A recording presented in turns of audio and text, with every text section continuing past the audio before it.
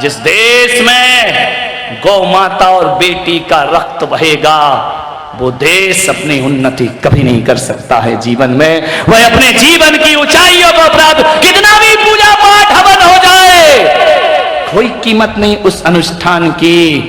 बेटियों को जन्म लेने दीजिए मेरे भाई। आज सरकार ने पाबंदी लगा दी है, लेकिन फिर भी चोरी छिपे रात के अंधेरों में दरवाजे बंद करके चोरी छिपे आज भी गर्भपात हो रहे हैं। ध्यान रखना, आज भी भ्रूण हत्या हो रही है, आज भी कन्या भ्रूण को मारा जा रहा है। जन्म लेने से पहले उन्हें कुचला जा रहा है, उन्हें जीवन नहीं दिया जा रहा है। सड़कों पर आए दिन भ्रूण पड़े रहते हैं। मान्यवर, आपसे निवेदन है, अखबारों में आप पढ़ते हैं सरकार पाबंदी लगा देती है, लेकिन आज भी ये पाप पनप रहा है। वो दुख तो मुझे इस बात का है कि ये पाप अनपढ़ लोगों की झोपड़ियों में ही नहीं, पढ़े लिखे की कोठियों में भी यह पाप पनप रहा है। महाजन कही जाने वाली कौम वह भी इस अपराध और पाप में लिप्त है। चोरी छिपे गर्भपात हो रहे हैं खुले, हम ध्यान रखना। मान्यवर, पानी छान कर पीते हो, आलू नहीं खाते, जमीकंद नहीं खाते, रात्रि में भोजन नहीं करते, गर्भपात कराते हो। ध्यान रखना। कुछ गांव के लोगों की ये मान्यता है कि 1 माह 2 माह 3 माह का गर्भ, उसमें आत्मा नहीं होती है, वह मांस का लोथड़ा होता है, जबकि ऐसा नहीं है। विज्ञान भी कह रहा है और धर्म भी कह रहा है, गर्भाधान के 7 दिन बाद उस मांस के पिंड में जीव का निवास हो जाया करता है। और यदि आप गर्भपात करा रहे हैं, जानबूझकर करा रहे हैं, प्राकृतिक रूप से हो जाए वो बात अलग है, लेकिन जानबूझकर करा रहे हैं तो मान कर चलो आप सैनी पंचेंद्री मनुष्य की हत्या कर रहे हैं। आप हत्यारे हैं, आप धार्मिक नहीं हो सकते। और मैं तो सरकार से और देश के कानून से निवेदन करता हूं कि जन्म लेने के बाद किसी मनुष्य की हत्या करो तो जो सजा मिलती है वही जन्म के पहले हत्या हो तो भी वही सजा उस आदमी को मिलना चाहिए, उस महिला को मिलना चाहिए, उस डॉक्टर को मिलना चाहिए। ये क्या बात है कि जन्म के बाद मारो तो अपराध, वही सजा, कानून एक सा होना चाहिए। गर्भपात के लिए इस सुनियोजित तरीके से हत्या की जाती है एक बच्चे की। ध्यान रखना, गर्भपात को व्यवसाय बना दिया। गर्भपात एक दंडनीय अपराध है, इसे व्यापार मत बनाइए, ध्यान रखिए। एक अबोध सा बालक जो मां की कोख में आता है, दुर्भाग्य इस देश का। हमने तो ये सुना था कि माता कभी कुमाता नहीं होती, पूत कपूत हो सकते हैं, लेकिन गर्भपात कराने वाली मां ने यह साबित कर दिया कि माता भी कुमाता हुआ करती है। मान्यवर, एक अबोध मासूम एक बच्चे का हत्या करा दी जाती है, जांच होती है, पता चलता है कि इसमें कन्या है, लड़की है। गर्भपात कराने कोई नारी तैयार हो जाया करती है। मान्यवर, क्लिनिक में पहुंच जाते हैं, पति साइन कर देता है, पत्नी तैयार हो जाती है, और एक डॉक्टर चंद रुपयों के खातिर इंसानियत की हत्या करता है। ध्यान रखिए मान्यवर, बड़ा गंभीर विषय लेकर आया हूं। आज समाज में बुराई पनप रही है, हर समाज में, हर कौम में, हर जाति में, पढ़े लिखे हो या अनपढ़ हो, सब जगह ये पाप पनप रहा है गर्भपात का। एक तरफ तो ये समाज गर्भ कल्याणक को अर्घ चढ़ाती है, एक तरफ तो ये समाज गर्भ कल्याणक की पूजा करती है, और दूसरी तरफ गर्भपात भी कराती है। ध्यान रखिए मान्यवर, एक अबोध बच्चा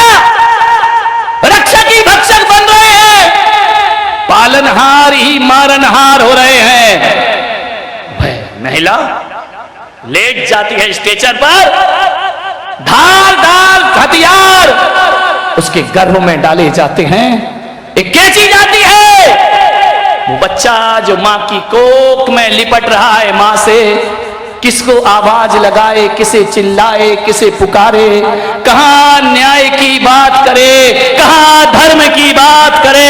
वह तड़पता है, भयभीत है। धारदार चाकू और कैंची जाते हैं, गर्भ में उस बच्चे के टुकड़े टुकड़े कर दिए जाते हैं। वह चीखता है, वह चिल्लाता है, वह मां, लेकिन ऐसी पत्थर दिल मां उसे अपने गर्भ की औलाद की चीख सुनाई नहीं देती।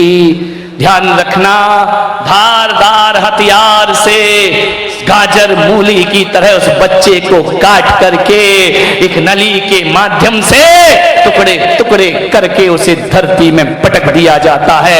ऐसा बीभत्स रूप, ये गर्भपात हो रहा है या कोई बूचड़ खाना है, ये क्लिनिक है या बूचड़ खाना है।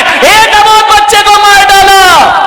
3 हत्यारे, ध्यान रखना, 3 हत्यारे हैं। पहला हत्यारा वो बाप जो अपनी पत्नी को गर्भपात कराने के लिए मजबूर करता है। दूसरी हत्यारिन वो मां जो बेटे की चाहत में बेटी की हत्या करवा दिया करती है। और तीसरा हत्यारा वो डॉक्टर जो जीवन में उसने जीवन दान देने की कसम खाई थी, चंद रुपयों के खातिर वह जीवन ले रहा है।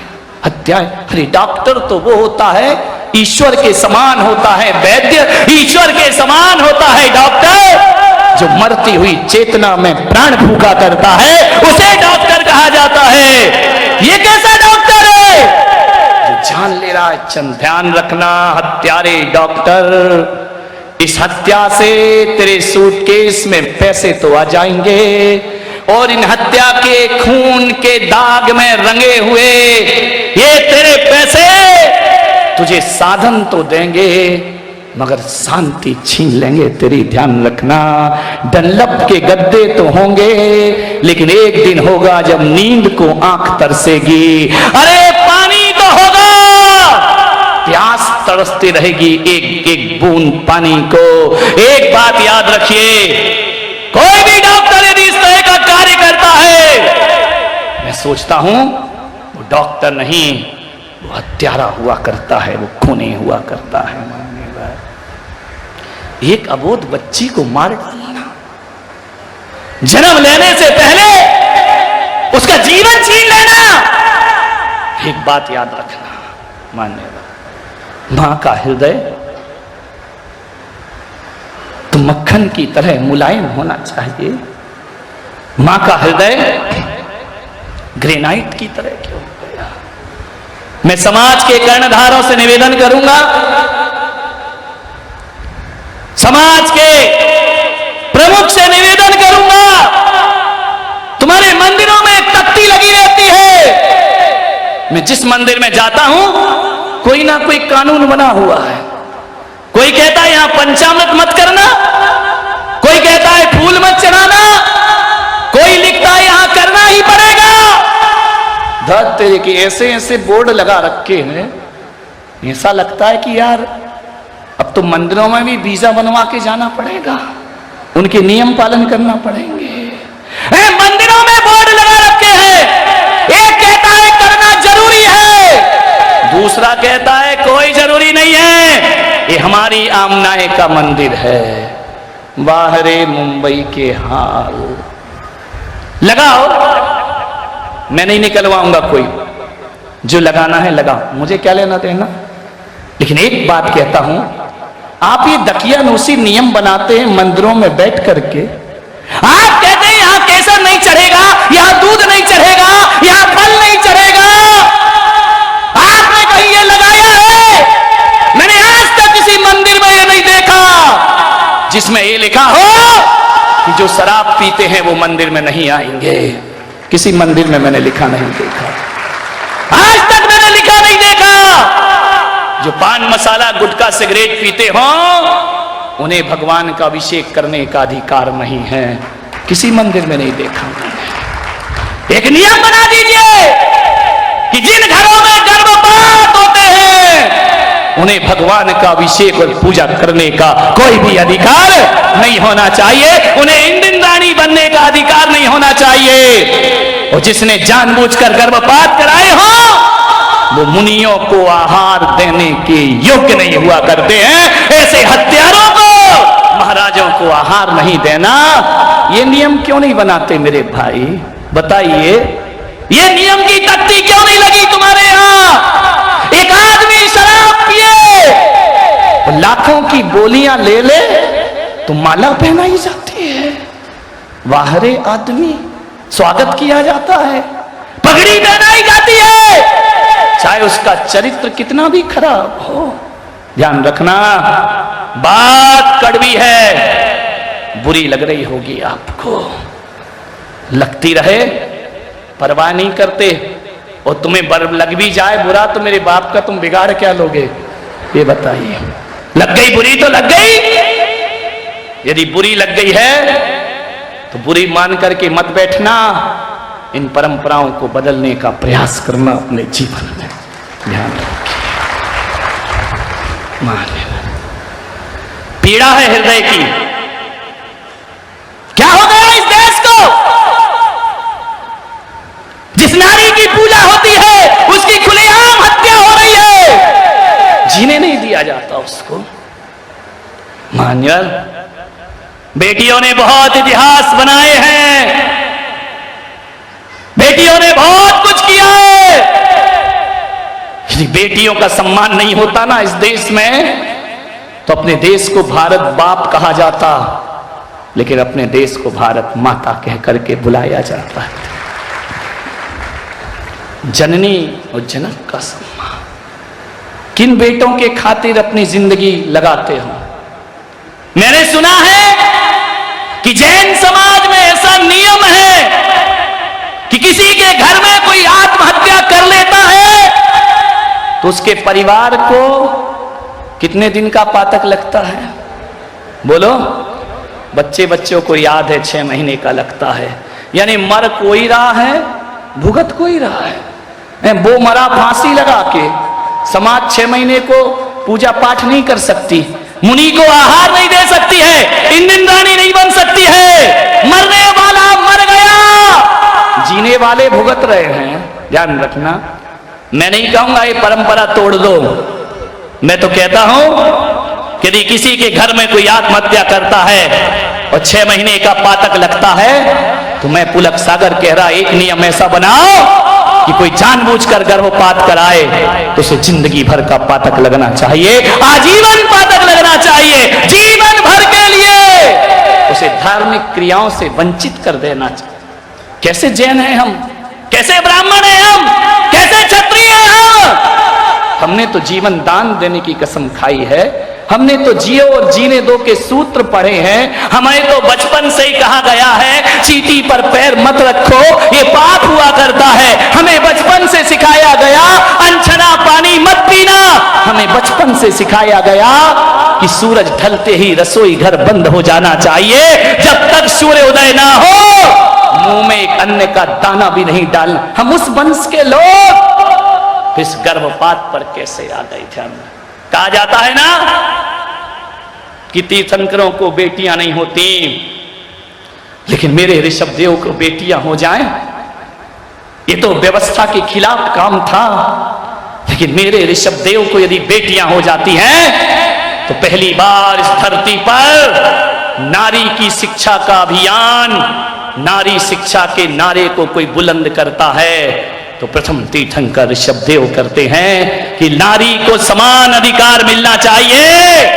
एक समय था जब नारी को पढ़ने लिखने स्कूल में नहीं भेजा जाता था, ऋषभदेव ने अपनी दोनों बेटियों को अपने पास बिठाकर अंक विद्या और शब्द विद्या देना प्रारंभ किया और उन्होंने कहा कि नारी शिक्षित होना चाहिए, नारी को सम्मान बराबर मिलना चाहिए, नारी का अपमान नहीं होना चाहिए। ध्यान रखिए। किस तीर्थंकर को मानते हो?